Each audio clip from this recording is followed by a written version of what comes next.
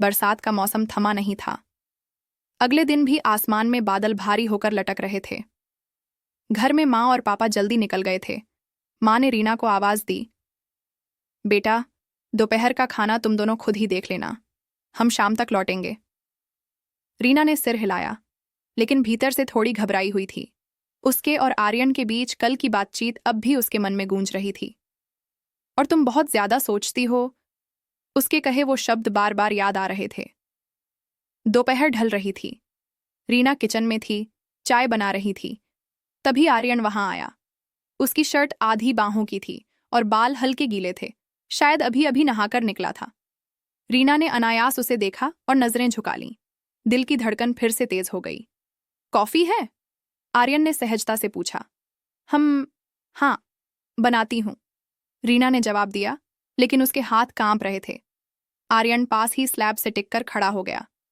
वो चुपचाप रीना को देख रहा था, उसके हाथ, उसकी आंखें, उसके होंठ। रीना ने कप में कॉफी डाली और जब कप थमाने लगी तो उनके हाथ छू गए। वही हल्की सी बिजली, जैसे कल। दोनों के बीच कुछ क्षणों के लिए खामोशी रही। फिर आर्यन ने धीरे से कहा, तुम्हें डर लगता है माँ पापा के झगड़ों से? सही कह रहा हूं ना? रीना चौंकी। कैसे पता? आर्यन की आवाज गहरी थी। तुम्हारी आंखें बता देती हैं। रीना ने उसके चेहरे की ओर देखा। वहां कोई मजाक नहीं था, बस गंभीरता और अपनापन।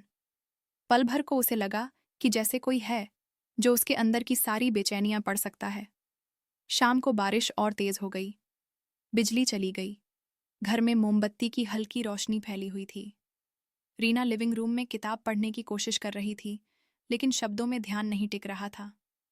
आर्यन सोफे पर लेटा था, उसके हाथ में भी कोई किताब थी। काफी देर तक दोनों खामोश रहे। फिर अचानक रीना बोली, कभी लगता है कि हम अजनबी हैं और कभी लगता है कि हम हमेशा से एक दूसरे को जानते हैं। आर्यन ने किताब बंद की और उसकी ओर देखा।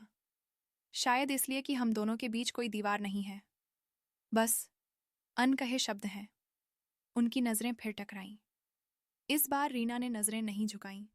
मोमबत्ती की लौ में उसके चेहरे पर एक हल्की चमक थी और आर्यन की आंखें उसमें गुम सी हो गई थीं।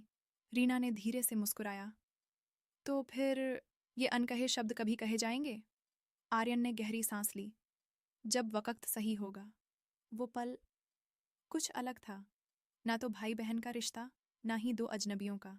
ये कुछ और था, कुछ ऐसा जिसे दोनों समझ रहे थे मगर बोल नहीं पा रहे थे। रात को रीना अपने कमरे में लेटी थी, लेकिन नींद नहीं आ रही थी। वो करवट बदलती रही, लेकिन आंखों के सामने बार बार आर्यन का चेहरा आता रहा। उसकी नजरें, उसकी आवाज, उसकी मौजूदगी क्यों मुझे इतनी बेचैन कर रही है? रीना ने तकिया कसकर पकड़ा और धीरे धीरे उसकी आंखें बंद हुईं। नींद में भी उसने खुद को आर्यन के पास पाया, जैसे उसका दिल अब उसी की ओर खींच रहा हो।